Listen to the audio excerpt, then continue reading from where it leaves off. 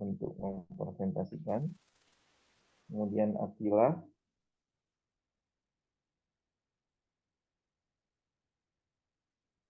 kemudian Nabila, kemudian Yuca, sama Meizar. Meizar ada?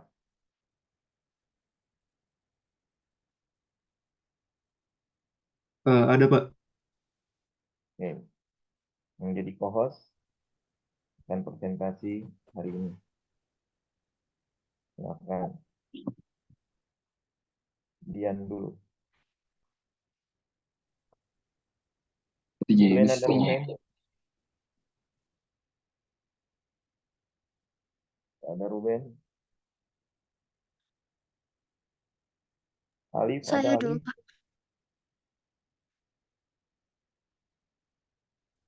Silakan Dian.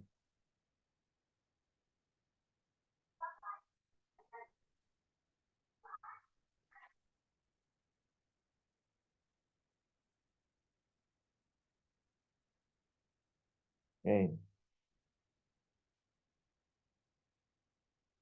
Silakan.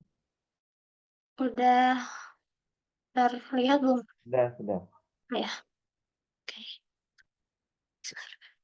Assalamualaikum warahmatullahi wabarakatuh. Perkenalkan, saya Dian Permatasari dengan NIM 160232880. Di sini saya ingin mempresentasikan abstrak rancangan produk sabun ampas kopi yang sebelumnya telah saya buat. Eh, yang pertama, di sini ada latar belakang dari abstrak produk yang saya buat. Yang pertama itu adalah banyaknya konsumsi kopi oleh manusia. Nah, kopi itu sendiri itu adalah sebuah minuman hasil dari seduhan biji kopi yang sebelumnya sudah disangrai dan dihaluskan. Nah, berdasarkan data yang saya temukan dari PT Riset Perkebunan Nusantara, di Indonesia itu sendiri, sekitar 300.000 ton biji kopi diproduksi tiap tahunnya. Nah, sedangkan untuk konsumsinya, sekitar 79% dari penduduk Indonesia merupakan orang-orang yang rutin untuk mengkonsumsi kopi. Nah, tentunya dari banyaknya konsumsi kopi ini, maka akan dihasilkan limbah ampas kopi dalam jumlah yang banyak. Lalu untuk latar belakang yang kedua, di sini saya melakukan pengerucutan masalah, yaitu pada bekas luka pada anak-anak. Nah, anak-anak itu sendiri itu memiliki lapisan epidermis kulit yang lebih tipis dan sensitif jika dibandingkan dengan orang dewasa. Nah, tipisnya lapisan ini itu nantinya akan menyebabkan kulit anak-anak menjadi lebih rentan mengalami infeksi, iritasi, ataupun gatal-gatal yang nantinya itu bisa berujung ke timbulnya bekas luka jika digaruk oleh mereka. Nah, selain itu, pada kulit anak kecil juga hanya terdapat sedikit kandungan sel melanosit, sehingga ketika timbul bekas luka di kulit mereka, maka akan terjadi hiperpigmentasi, yaitu perubahan warna kulit karena adanya luka tersebut. Nah, oleh karena itu, di sini tuh saya berupaya untuk memanfaatkan kandungan kafein yang ada pada kopi. Nah, yaitu fungsinya itu yang pertama sebagai eksfoliasi kulit, yaitu untuk mengangkat sel kulit mati ataupun kotoran. Yang kedua itu untuk sebagai antiinflamasi, yaitu untuk mengurangi peradangan pada bekas luka. Lalu yang ketiga itu untuk stimulan sirkulasi darah, yaitu untuk melancarkan peredaran darah dan mempercepat perbaikan regenerasi sel. Atau secara garis besar, kandungan kafein ini tuh nantinya akan mempercepat eh, proses perbaikan jaringan sel-sel sel-sel kulit yang telah rusak karena adanya bekas luka. Nah, eh, oleh karena itu, dari kedua latar belakang ini, di sini saya memikirkan sebuah solusi, yaitu berupa pembuatan produk sabun batang dari limbah ampas kopi yang nantinya itu bisa mengalami perubahan warna ketika digunakan. Nah, mengapa begitu? Pertama-tama, seperti yang sudah bisa dilihat di masyarakat sekarang, mayoritas anak kecil itu masih belum memiliki kesadaran yang tinggi akan pentingnya penggunaan sabun. Akan tetapi, pada dasarnya anak kecil itu memiliki kecenderungan untuk menyukai hal-hal yang baru, tetapi unik juga kan. Nah, oleh karena itu di sini saya berupaya untuk membuat inovasi berupa pembuatan sabun yang bisa berubah warna ketika digunakan.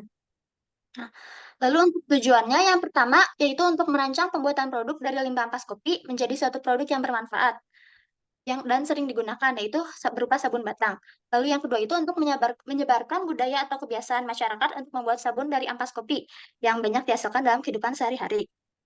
Nah, untuk prinsip sains yang digunakan di sini terdapat prinsip sifat optik dan reaksi saponifikasi. Di sini itu saya menggunakan bahan pewarna termokromik dalam pembuatan sabun. Nah, pewarna termokromik itu sendiri memiliki sifat optik yaitu mencerap dan memantulkan cahaya pada panjang gelombang tertentu. Benda yang memiliki suhu dingin atau panas itu memiliki panjang gelombang yang berbeda. Oleh karena itu, ketika sabun digunakan ke kulit yang relatif suhunya tuh lebih tinggi, maka akan terjadi perubahan kemampuan senyawa pewarna termokromik dalam menyerap dan menyerap dan memantulkan cahaya sehingga akan terjadi perubahan warna. Lalu yang kedua itu adanya reaksi saponifikasi antara lemak yang digunakan yang berasal dari minyak dan alkali dari NaOH.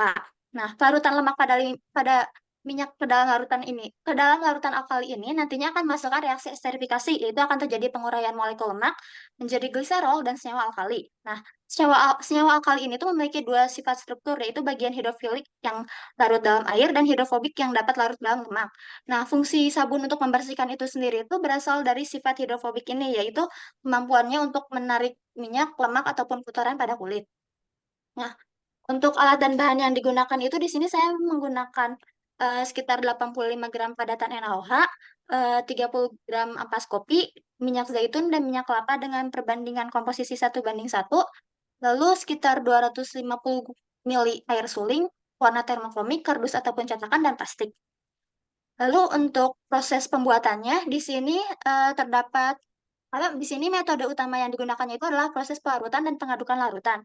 Pertama itu adalah dengan pelarutan NaOH ke dalam air suling, lalu diaduk hingga rata, yang dilanjut dengan pelarutan minyak zaitun dan minyak kelapa, dan dilanjut lagi dengan ampas kopi. Nah, setelah campuran tersebut tercampur dengan rata, maka diteteskan pewarna termokromik dan diaduk kembali. Nah, setelah semua campuran-campuran tersebut sudah benar-benar tercampur, maka larutan sabun bisa dituangkan ke dalam cetakan.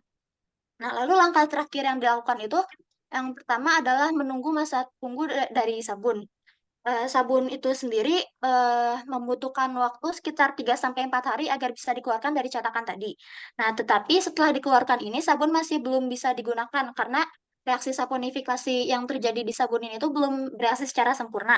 Oleh karena itu, dibutuhkan waktu sekitar 4 minggu atau mungkin lebih agar sabun bisa benar-benar digunakan. Lalu untuk rancangan produknya di sini saya menggunakan cetakan yang berasal dari bahan kardus berbentuk balok tanpa tutup yang nantinya tuh sebelum si larutan sabun dituangkan ke dalam cetakan itu akan dilapisi terlebih dahulu dengan plastik.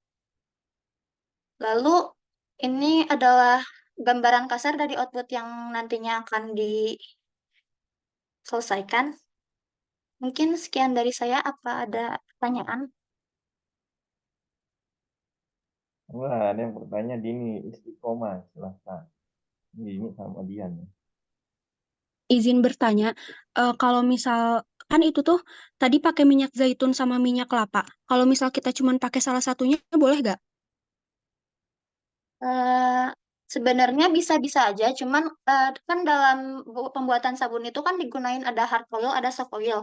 Soft oil itu buat kayak memberikan kelembapan gitu kan di sabunnya. Sedangkan hard oil itu buat biar si sabunnya itu biar lebih padat. Nah, jadi kalau misalkan hanya menggunakan minyak zaitun aja itu bisa, cuman karena nggak ada hard oil, itu tuh nanti reaksi saponifikasinya itu bakal berlangsung lebih lama, eh, sampai apa ya, kayak mungkin baru bisa selesai sampai berbulan-bulan gitu. Jadi bisa aja, tapi karena di sini tuh biar apa ya bisa lebih cepat digunakan, di sini saya menggunakan komposisinya tuh 1:1. Jadi ada minyak kelapa saling menyimbangkan gitu. Mungkin sekian dari saya. Ada yang ingin bertanya lagi atau menambahkan? Oh,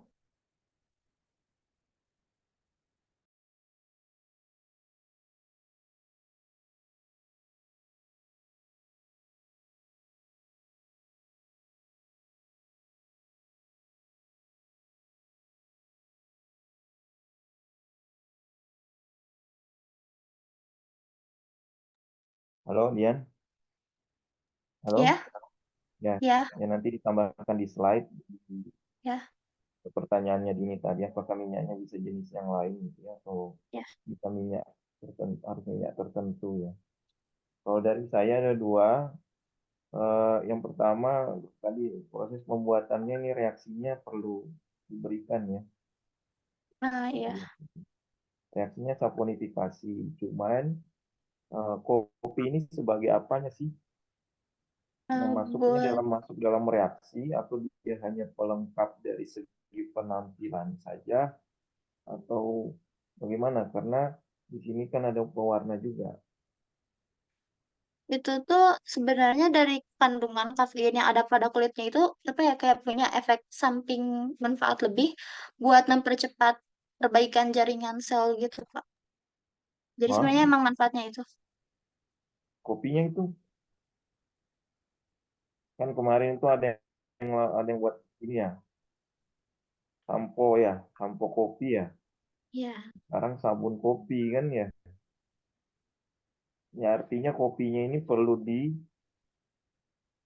dieksplor. Jadi samponya atau sabun yang kemarin teman kamu juga bilang, itu kenapa harus pakai kopi? Ya mungkin pertanyaan yang sama dengan yang kemarin yang sampo kopi.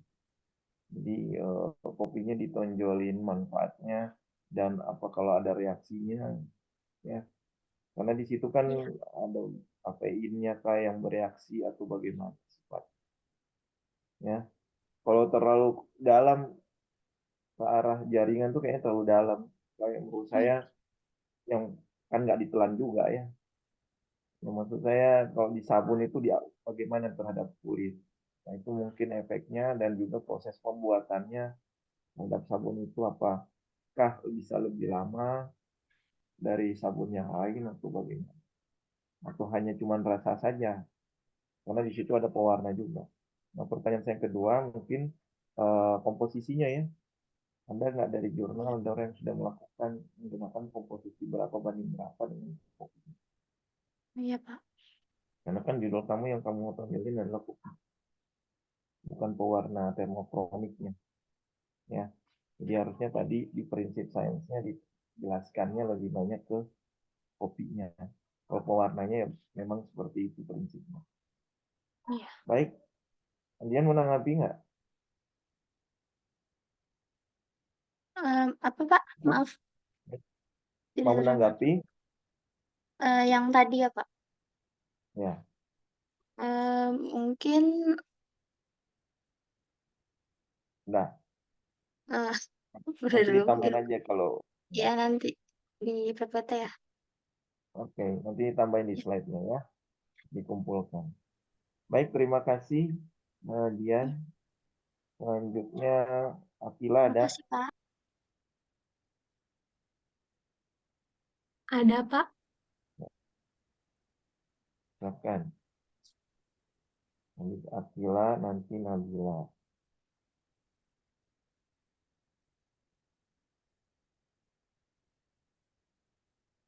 Nanti untuk absen saya akan buka di akhir. Jadi biar semuanya menyimak.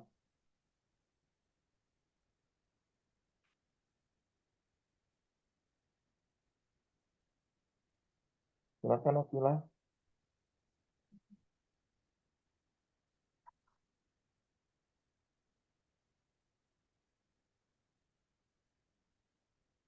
Oh ya, di kelompok 3 ya. Eh, PPT saya sudah terlihat belum ya?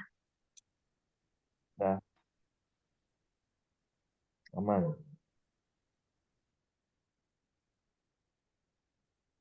Iya, baik. Silakan. Selamat siang Bapak dan teman-teman semua. Perkenalkan, saya Akila Rizky Anjani dengan NIM 1602335. Pada kesempatan kali ini, saya akan melakukan presentasi mengenai abstrak PRD saya yang berjudul Cairan Obat Pembasmi Nyamuk Elektrik dari Serai Wangi dan Daun Sirih. Nah, ini merupakan pendahuluan dari abstrak saya. Jadi, seperti yang kita ketahui, penyakit menular melalui perantara nyamuk itu sudah sejak lama menjadi masalah kesehatan yang tak kunjung terselesaikan di Indonesia. Ada banyak sekali penyakit menular yang disebabkan oleh nyamuk yang kasusnya masih sangat tinggi di Indonesia, seperti demam berdarah, malaria, kaki gajah, dan lain-lain. Oleh karena itu, masyarakat Indonesia melakukan berbagai cara untuk mengurangi populasi nyamuk. Dan salah satu caranya adalah dengan menggunakan obat pembasmi nyamuk. Dan obat pembasmi nyamuk yang paling banyak digunakan adalah, salah satu obat pembasmi nyamuk yang paling banyak digunakan adalah obat pembasmi nyamuk elektrik.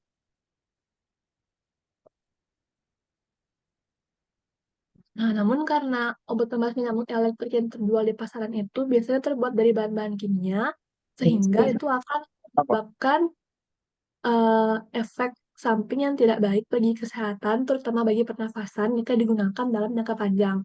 Oleh karena itu, tujuan saya membuat cairan obat nyamuk elektrik dari bahan alami ini agar bisa menghasilkan cairan obat nyamuk elektrik yang lebih aman bagi kesehatan pernafasan dan bisa digunakan untuk segala usia. Nah, bahan-bahan dari cairan obat nyamuk elektrik yang saya digunakan ini ada daun sirih, serai wangi, alkohol 70%, propylen glikol, dan propylparaben.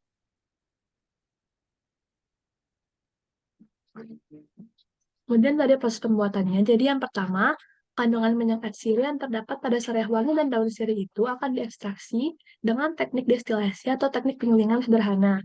Kemudian, minyak atsiri yang sudah diekstraksi ini kemudian dicampurkan dengan bahan lain seperti alkohol, propylen glikol, dan propylparaben. Setelah itu, cairan obat nyamuk elektrik ini kemudian diletakkan di dalam diffuser obat nyamuk elektrik. Berikut ini merupakan skema destilasinya. Jadi yang pertama, eh, serai wangi dan daun sirih itu bakalan dikukus, kemudian uapnya itu nanti akan mengalir melalui pipa dan masuk ke dalam bak pendingin. Nah, di bak pendinginnya ini, uap airnya itu akan diubah kembali menjadi cairan, kemudian cairannya ini akan ditampung di dalam wadah pemisah. Nah, di dalam wadah pemisah ini, cairan dari hasil kukusan serai wangi dan daun sirih ini akan didiamkan selama beberapa saat hingga minyak atsiri dan airnya terpisah. Kemudian yang diambil untuk cairan obat nyamuk elektrik ini adalah minyak atsirinya. Nah, prinsip sains yang saya gunakan pada pembuatan cairan obat nyamuk elektrik ini itu yang pertama merupakan penggunaan sistem destilasi dalam mengekstraksi minyak atsiri. Jadi destilasi ini merupakan metode pemisahan campuran berdasarkan perbedaan tingkat volatilitas, di mana tingkat volatilitas ini sendiri merupakan tingkat kemudahan suatu zat untuk menguap pada suhu dan tekanan tertentu. Kemudian, yang kedua, minyak atsiri ini memiliki komponen citronellal, geraniol, dan citronellal yang mempunyai sifat racun pada serangga. Nah, sifat racun inilah yang nantinya akan membunuh nyamuk-nyamuk tersebut.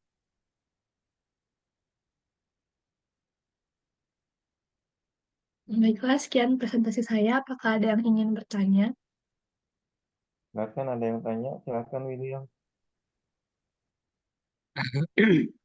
Jadi, izin bertanya, saya penasaran kalau propil pakaben sama propil glikol itu gunanya apa ya dalam eh, obat nyamuk ini sama dengan kandungan-kandungan yang tadi kamu disebutkan dalam bah obat nyamuk ini itu eh, udah pasti gak akan menimbulkan efek samping ke manusia. Hmm. Nah, jadi propilen glikol itu gunanya sebagai pengawet dan pelarut buat minyak atsirinya itu nanti biar lebih gampang larut di alkoholnya. Terus propylparaben ini gunanya sebagai pengawet. Jadi karena minyak atsirinya ini merupakan minyak alami, kalau misalkan nggak ditambahin pengawet, takutnya nanti dia lebih umur masa simpannya itu nggak lama. Jadi takutnya nanti gampang busuk apa gimana, makanya ditambahin pengawet. Nah, kemudian apakah bahan-bahan ini nggak ada yang bakalan memberikan pengaruh buruk ke manusia? Tentunya karena di sini masih digunakan bahan kimia, jadi pasti bakal masih tetap ada kemungkinan alergi apa gimana nya. Cuman karena beberapa bahan kimianya itu sudah diganti ke bahan alami, maka kemungkinan dia untuk memberikan pengaruh buruk ke kesehatan manusia itu bakal lebih rendah daripada cairan obat nyamuk elektrik yang biasanya dijual di pasaran. Gitu. Sekian. Apakah menjawab? cukup menjawab, tapi penasaran aja. Itu bahan kimia yang kamu ganti apa aja ya? Yang biasanya ada di obat nyamuk konvensional, tapi sekarang di kamu nggak ada gitu. Biasanya tuh kan kalau misalnya di obat nyamuk konvensional itu eh, yang dipakai buat bunuh nyamuknya tuh kayak semacam pestisida gitu kan. Nah, pestisidanya itu diganti pakai minyak atsiri yang merupakan pestisida alami gitu. Oke, oke, makasih udah menjawab. Baik, tadi juga saya mau nanya itu William ya. Jadi apa bedanya dengan yang sudah ada obatnya? Kan ini cairannya juga cairan beracun ya. Kalau misalnya kamu bisa bandingkan cairan yang biasa ya dengan yang cairan yang kamu tawarkan, itu mungkin lebih bagus ya. Nanti tampilkan di slide. Lalu, kemudian tadi prinsipnya adalah distilasi ya. Iya, Pak. Itu untuk mengekstrak minyaknya. Iya, destilasi buat ekstrak minyaknya. Minyaknya ya. Nah, terus nanti bisa juga prinsipnya sebenarnya itu lebih bukan prinsip ini ya, itu kan prinsip pemisahan ya. Pemisahan atau pemurnian itu Itu pemisahan, Pak. pemisahan ya. Oke. Kemudian nanti kalau ditambahkan dengan apa namanya? Ditambahkan dengan komposisi profil glikol segala macam itu berapa persen yang terlarut dalam pelarutnya apa sih? Larutnya tadi yang propilen glikol. Propilen glikol itu larut. Jadi propilen glikolnya sebagai pelarutnya ya. Minyaknya Eh, yang ditambahkan. Begitu. enggak sih. Jadi alkohol komposisi paling banyaknya itu alkohol kan, Pak. Karena dia pakai diffuser, jadi biar lebih gampang buat tersebar di ruangan lebih gampang menguap pakai alkohol. Nah, untuk membantu ngelarutin si minyak atsirinya ini nanti pakai propilen glikol. Hmm. Ya, jadi minyaknya larut sama propilen glikol di dalam alkohol tadi, begitu. Iya, Jadi isinya semua adalah dalam pelarut alkohol. Nah, itu yang prinsipnya iya, kamu Pak. bisa tambahkan Hmm. prinsip kelarutannya. Terus prinsip tadi Eh, sudah sih paling ini apa prinsip tadi apa destilasi itu kan hubungannya sama tekanan uap ya, itu juga iya. bisa ditambahkan. Kemudian itu tadi kalau cairannya ada yang bisa ada pengganti dengan cairan yang sebelumnya, apa bedanya? Kalau kamu kan tadi propilen glikol sama itu apakah eh, Hmm. apa namanya lebih memati apa lebih beracun daripada yang sudah ada atau bagaimana? Bisa saja ya. Hmm. Tapi nanti efeknya ini langsung meracun buat serangga ya. Kenapa, Pak? Efeknya langsung mematikan atau dia membuat kayak pestisida nabati itu kan dia mati, tapi dia karena makan banyak gitu ya, eh, jadi mati perlahan-lahan. Atau ini langsung efeknya mematikan. Eh, jadi minyak atsiri itu kan sebagai pestisida alami. Dan ditambah Hmm. lagi karena itu serai wangi, jadi serai wangi sendiri ini aromanya itu nggak disukai nyamuk kan, Pak. Jadi awalnya nyamuk tuh kayak bakal menolak buat datang ke ruangan yang baunya nanti bakalan serai wangi dan daun sirih ini. Kemudian kalau misalnya dia masih tahan buat masuk, nanti perlahan bakal dimatikan karena minyak atsiri sendiri itu bersifat sebagai pestisida alami gitu. Ini pestisida alaminya ya. Dibuatnya harus dengan apa namanya packagingnya gimana nanti kalau sudah dapat dapat cairannya, Hmm, kemudian di apa langsung masukin ke botol gitu. ini kan biasanya kalau misal kita beli eh, obat nyamuk elektrik itu nanti ada diffusernya gitu. Nah, di dalam diffusernya itu ada tempat buat taruh cairannya yang bisa direfill. Nah, nanti taruh minyak atsirinya ini ke dalam tempat buat naruh cairan obat nyamuk elektriknya itu, Pak. Ya kalau misalnya dari bahan-bahan alami bagus daripada bahan sintetik ya. Cuman itu aja. Apakah dia meracuni ke lingkungan lagi atau tidak itu yang kita harus kamu tadi bandingkan Hmm. dengan yang cairan yang sebelumnya yang sudah ada. Itu tolong ditambahkan di presentasi slide. Baik, terima kasih Akila. Ya, terima kasih, Pak. Selanjutnya mungkin Mezar ya. Mezar bisa? Ada Mezar? Iya, Pak. Nah, nanti habis Mezar, Nabila. Habis Nabila, Ruben. Ruben ada ya?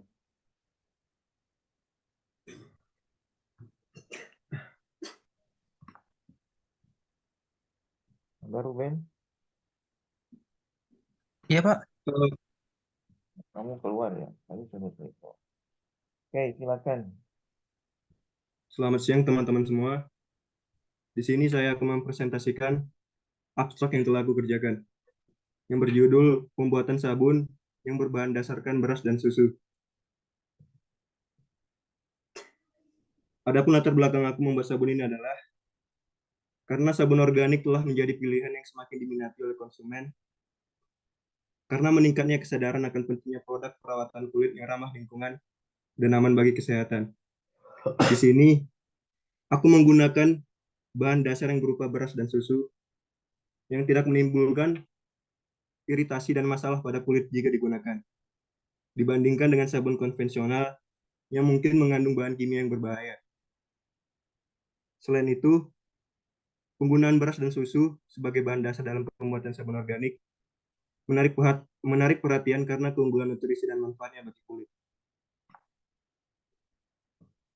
Tujuan penelitian ini adalah untuk mengembangkan proses pembuatan sabun organik yang menggunakan bahan dasar beras dan susu dengan fokus pada metode ekstraksi dan pengolahan bahan baku secara organik untuk memastikan kualitas yang tinggi. Adapun metodologinya adalah metodologi penelitian ini melibatkan serangkaian langkah untuk menghasilkan sabun organik yang berbahan dasarkan beras dan susu. Pertama sekali, semua bahan disiapkan terlebih dahulu. Bahan-bahannya adalah minyak nabati organik, alkali, beras dan susu yang telah diekstraksi, dan bahan-bahan lainnya. Setelah itu, minyak nabati organik dan alkali disiapkan untuk melakukan proses saponifikasi. Saponifikasi adalah reaksi hidrolisis asam, lemak, atau minyak karena adanya basa kuat. Sehingga reaksi tadi menghasilkan sabun yang berupa garam. Nah, garam ini yang nantinya akan membersihkan kulit kita.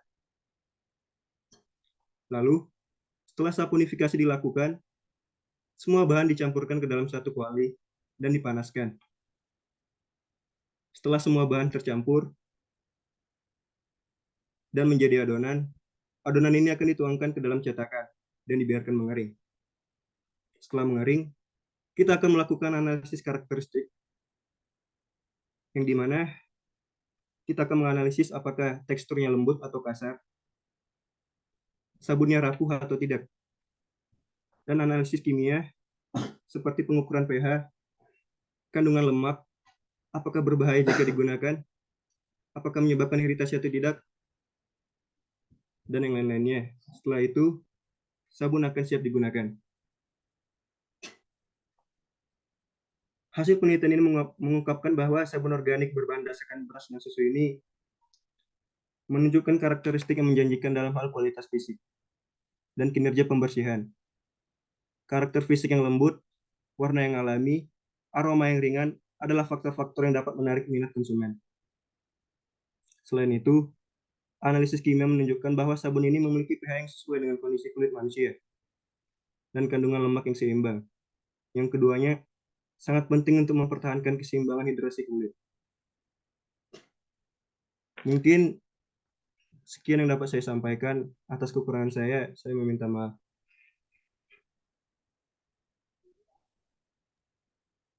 Ya, ada yang nanya? Sabun beras susu harusnya judulnya ini. Benar. Coba lihat judulnya tuh. Kayak sabun mandi. Tapi kamu ngomongnya beras susu. Iya, Harusnya nanti saya sabun ganti. beras susu. Iya. sabun yang terbuat dari beras susu. Oke, Faris silakan. Nggak ada yang mau nanya? Faris, ayo. Mau nanya, tadi tadi katanya bedanya sama sabun yang biasa tuh eh, tidak menyebabkan iritasi kulit. Selain itu ada lagi nggak kelebihannya tuh Gimana? biasanya? Kelebihan sabun ini dibandingkan yang lain-lain, Nah, dibandingkan sabun yang lain yang tadi. oke. Nah, di sini aku menggunakan beras dan susu. Nah, di mana jika aku gunakan dalam sabun ini, itu akan membuat kulit kita lebih lembab. Dan beras di sini, setelah aku lakukan penelitian pada jurnal-jurnal, kandungan beras ini dapat memutihkan kulit kita dan membuat kulit kita lebih lembut, sama dengan susu. Oke. Oke, tadi William kelompok berapa ya? Satu ya? Iya Pak, satu. Faris kelompok satu juga. Saya kelompok 6. Empat. 6. Oh, 6. Oke, kalau dari saya ini mungkin sama yang juga yang 3 sebelumnya ya, 2 yang sebelumnya ya. Tulisannya jangan terlalu banyak ya. Kalau bisa Iya, ada gambar-gambar dan itu membicarakan ada prosesnya. Kalau mau latar belakang bisa poin-poin gitu ya, dan tujuannya yang juga terlalu panjang ya, karena ini slide presentasi. Kalau kamu mau panjang-panjang baru nanti kalau suruh nulis laporan, makalah itu boleh panjang. Karena kalau presentasi memang poin-poinnya dan prosesnya lebih dijelaskan dengan gambar lebih bagus. Nah, sama ini ya, sabun juga. Tadi sabun kopi, kemudian ada kemarin sampo kopi. Ini beras sama susu. Apa bedanya sama sabun yang ada susunya itu ya? Pernah kan ada namanya sabun susu ya? iya Pak. Apa bedanya?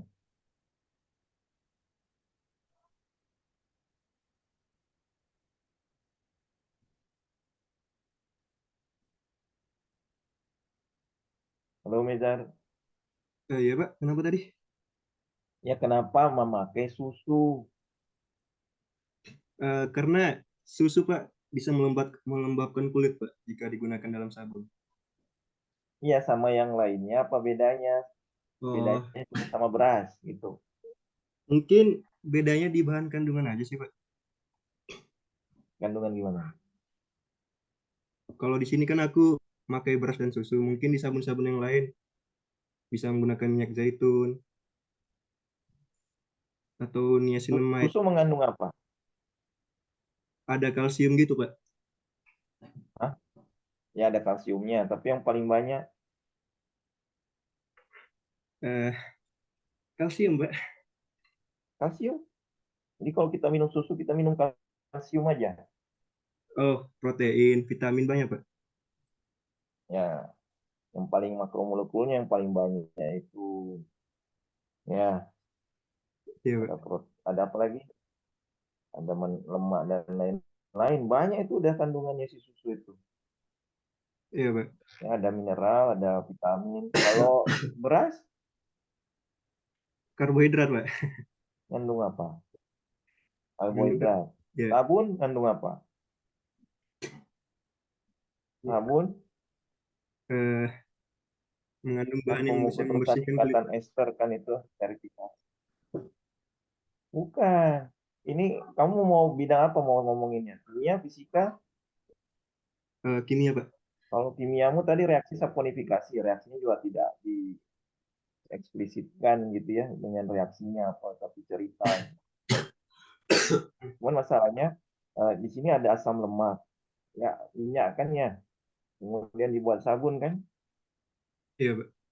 ya terus ditambahin karbohidrat, ditambahin lagi sama susu, makin kental nggak itu? Viskositasnya makin susah itu. Bisa larut sama air bagaimana? Ditambahkan bahan yang dapat melarutkan Pak, sehingga tidak terlalu kental nantinya.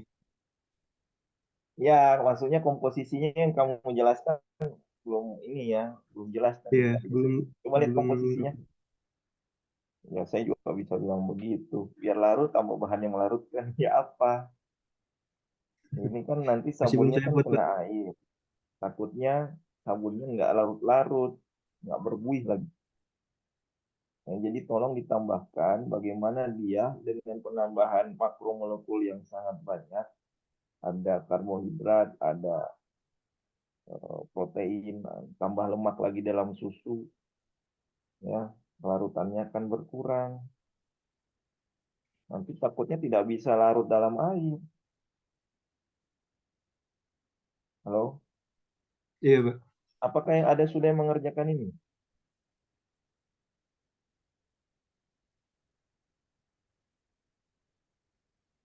Nggak tahu. Ini sabunnya mau nanti jadi sabun colek atau sabun cair? Sabun batangan, Pak. Oh, sabun batang. Apa lagi? Yang mengeraskannya siapa? Udah keras sebenarnya. Cuman yang melarutkannya nanti ya, tolong ditambahkan, cari ya. Bagaimana caranya untuk bisa dia bisa larut dalam air. Siap, Ya. Pak. Terus berasnya diapain? Diekstraksi, Pak. Tumbuk, gerus, pakai air beras. Iya, Pak, diekstraksi. Ini pakai air beras atau berasnya? Air beras, Pak. Oh, air beras. Ya itu yang jelasin ya. Jadi kalau beras, taruh susu, taruh ini kan jadi menghias itu jadinya ya. Nah, jadi berasnya diekstrak, terus direndam jadi air beras. Ya. Jadi mungkin airnya ya, dia sudah mengandung air beras di situ. Oke, tolong ditambahkan ya. Jadi biar jelas fungsi berasnya apa, fungsi susunya apa. Dan kalau ada yang sebelumnya tadi Faris juga tanya, ditambahkan. Terima kasih. Oke, Pak. Bentar. Lanjut, Nabila.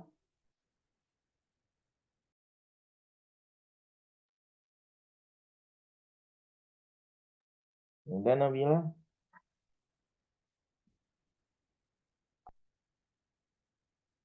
Halo, Nabila. Ya,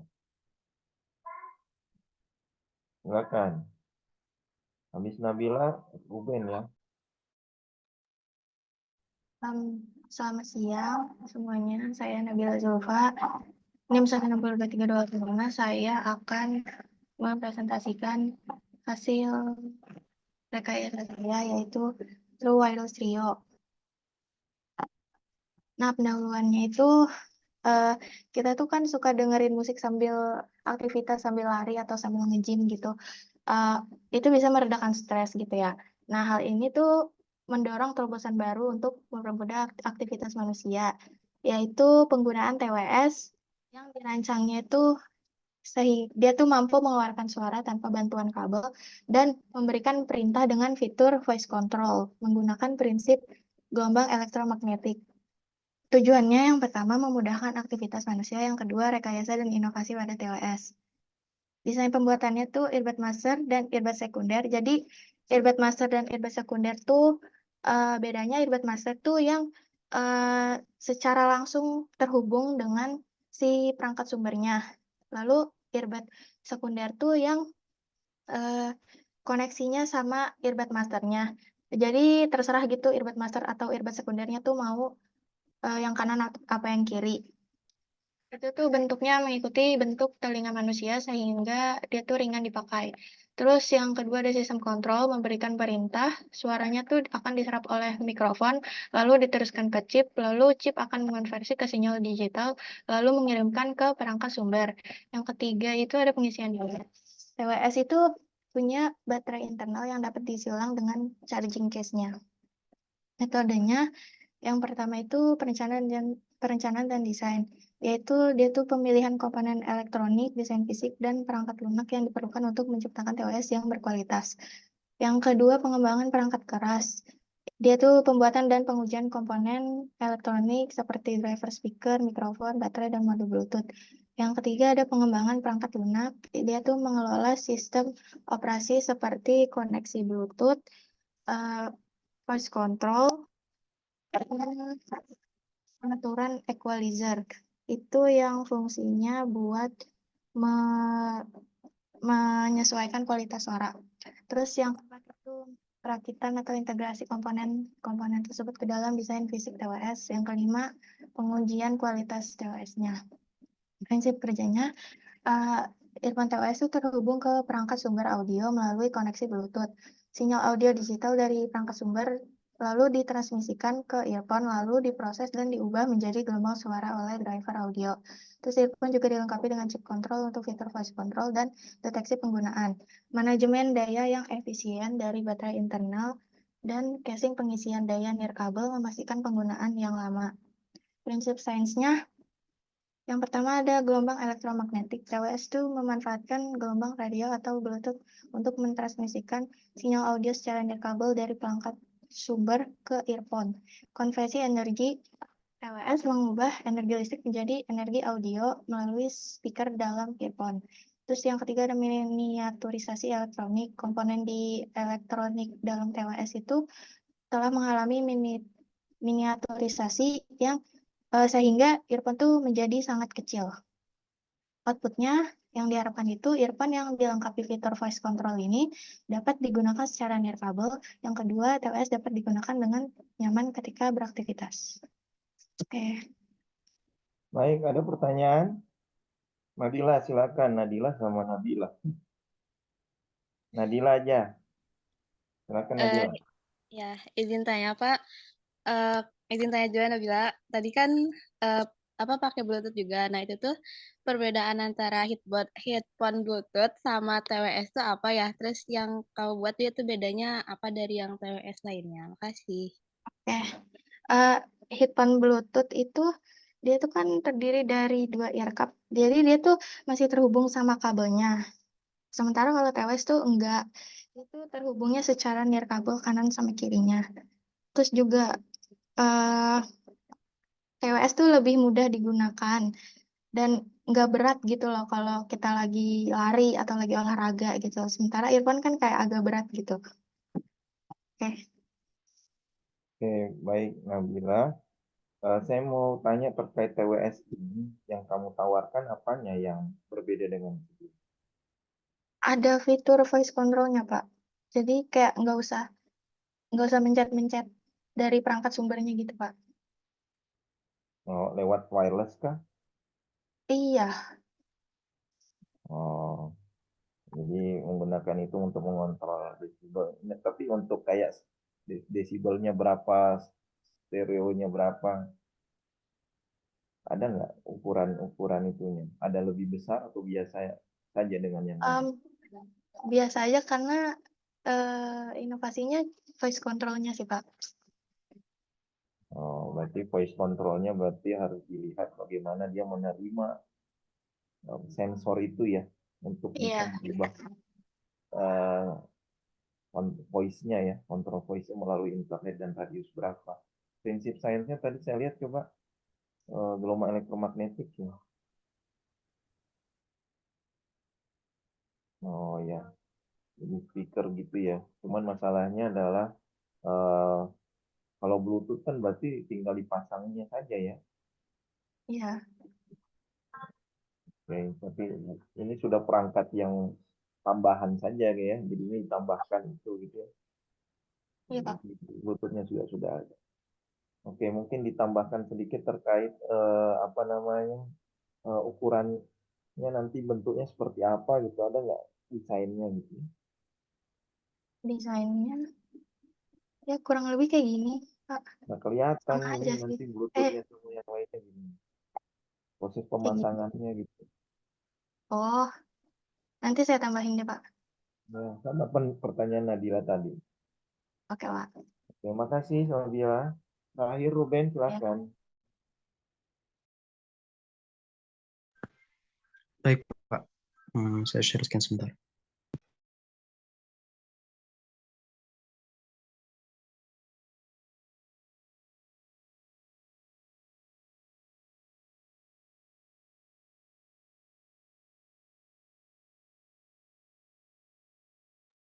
Silakan absen.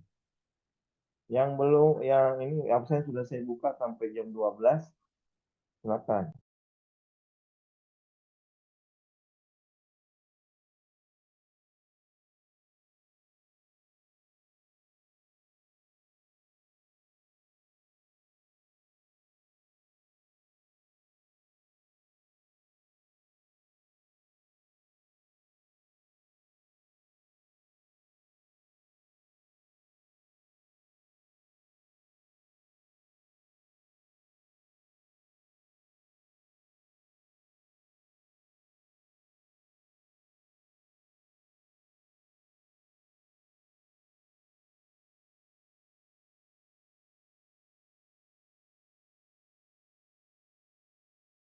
Itu kok miring itu? Ayo, kok pakai HP?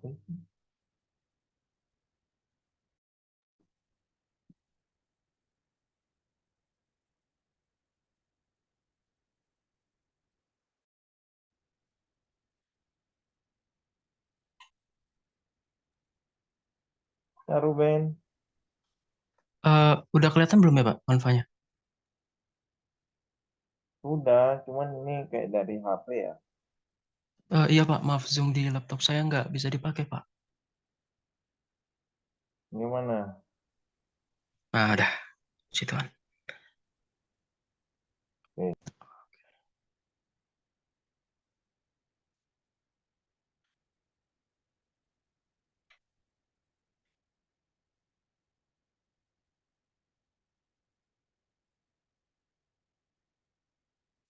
Oke. Eh, Sebelumnya udah terlihat ya Pak ya, dan teman-teman slide-nya. Nggak miring maksudnya.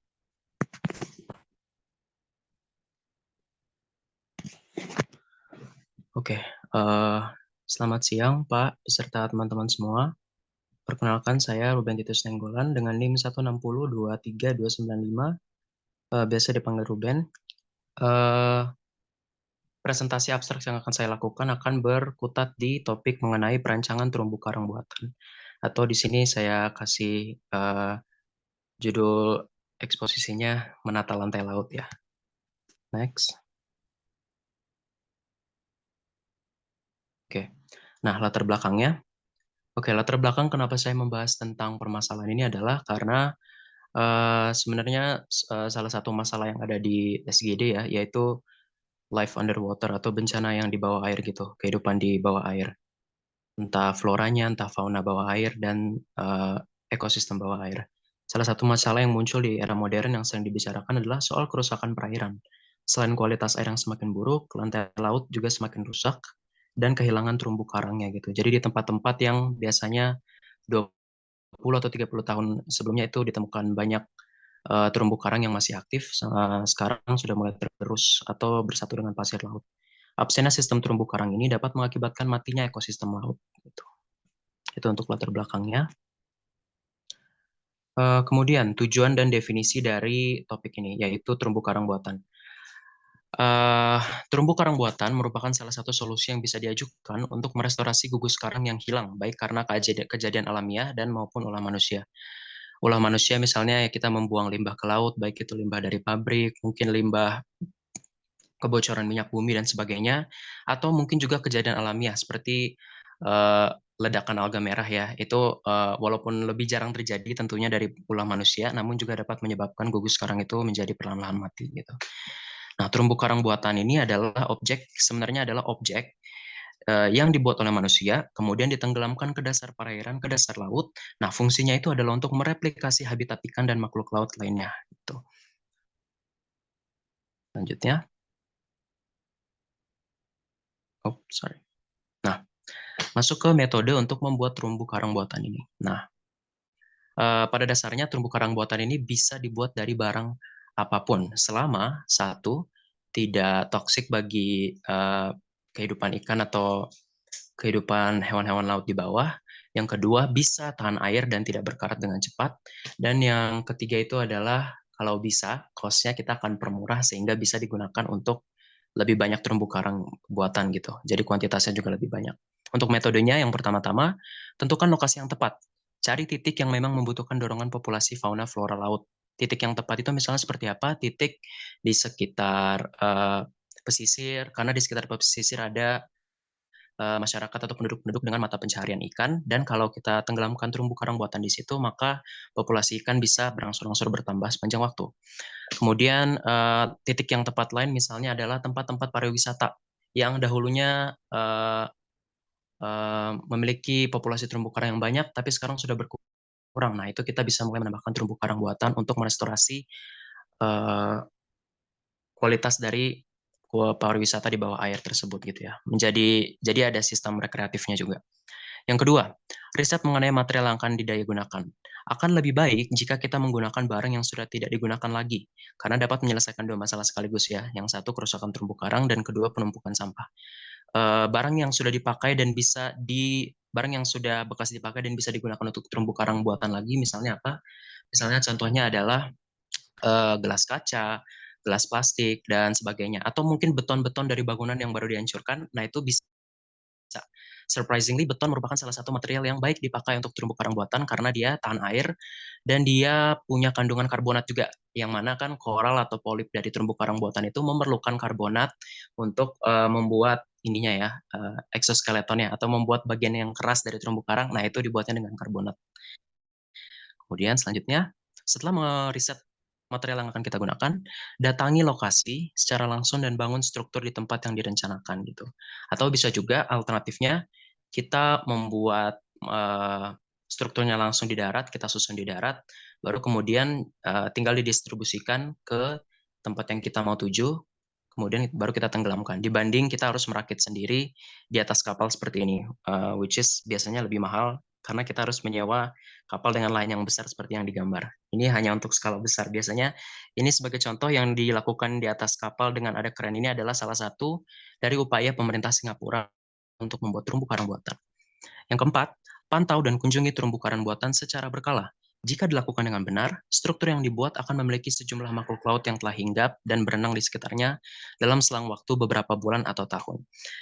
Ini beberapa referensinya aku ambil dari website New Haven Reef Conservation Program. Mereka adalah lembaga yang berkutat khusus di pemberdayaan terumbu karang dan restorasi terumbu karang.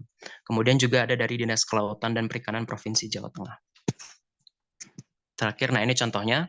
Ini adalah terumbu karang buatan ini adalah salah satu struktur manusia yang sebenarnya sangat-sangat mudah dibuat karena sangat simpel. Di sebelah kiri bahkan hanya terlihat seperti 1, 2, 3, 4, 5, 6 balok dari bangunan, beton bangunan diikat bersama-sama kemudian ditaruh di dasar laut, dan beberapa waktu kemudian ini sudah ada terlihat betonnya itu permukaannya itu sudah ditumbuhi koral-koral dan ada kawanan ikan yang menari-nari di sekitarnya.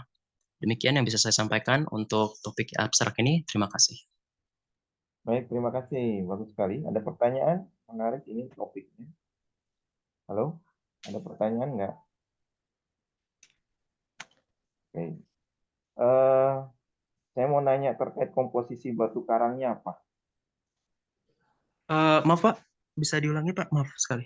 Ada pertanyaan nggak dulu? Nggak ada ya? Yang lain? Saya mau nanya komposisi batu karangnya apa?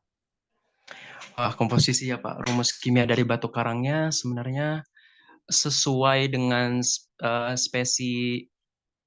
sesuai dari spesies nidarianya Pak. Dari spesies koralnya itu biasanya berbeda-beda, tapi kalau yang paling sering itu adalah dari karbonat dan garam yang ditemukan di dasar laut. Makanya semakin ke dasar laut biasanya terumbu karang semakin baik dan beragam gitu Pak. Jadi paling sering karbonat sama garam Pak. Tapi kalau rumus kimianya maaf ya saya belum bikin Pak.